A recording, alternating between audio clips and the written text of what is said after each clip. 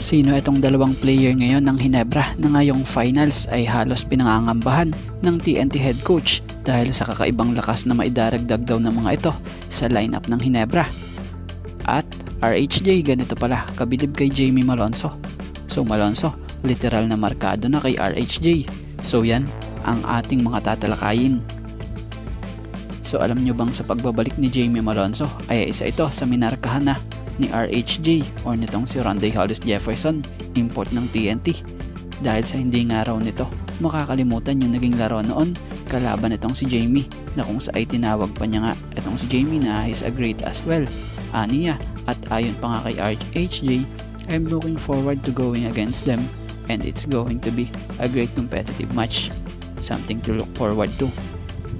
So mukhang ngayon pa lang inaasahan na ni RHJ na si Jamie Malonzo ang makakatapat niya sa bakbakan sa finals na ito, dahil halos hindi sila nagkakalayo ng height at ligsi.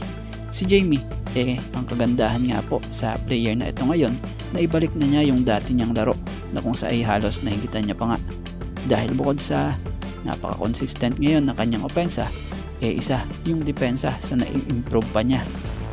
Malaking tulong ang pagiging athletic player niya dahil masasabayan na niya talaga itong si RHJ. So kung hindi man niya mapigilan, at least malimitahan lang, dahil mahirap din talaga namang kalaban ang ganitong player.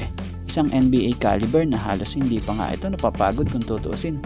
So panigurado, kaabang-abang ang magiging tapatan ni RHJ at Jamie Malonzo sa finals na ito.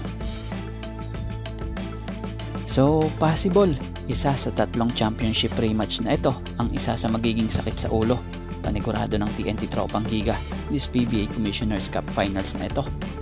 Dahil maging TNT head coach aminado, underdog daw aniya ang TNT rito, pero handa naman raw pumalag sa hamon ng TNT kahit na wala pang veteran guard nila na si Jason Castro. So ang dalawang player na pinangangambahan nga ni Coach Chot, ito pa lang sila Troy Rosario at Jamie Malonzo. Dahil sa alam ni Coach Chot yung kayang ibigay at gawin sa laro nitong si Troy Rosario, dahil minsan na nga ring naging player niya rin ito dito sa TNT noon. At yung Jamie Malonzo naman, for sure nga raw going to 100% na ito right now. And that another factor pa nga raw bukod daw dyan, magiging mas malaki pa nga raw ito para sa kanila. So si Jamie Malonzo ang isa sa magiging rest back talaga ng Gins, dahil wala siya nung nakaraang finals At this conference nga, he averaged 18 points per game, 6.6 rebounds per game with 6 assists per game. May taas itong 6'7" at 28-year-old nga lamang. Yung Troy Rosario, may taas din ito na 6'7", 33-year-old. At this conference he averaged 1.80 points per game, 6.65 rebounds per game, and 1.80 assists per game. So yun,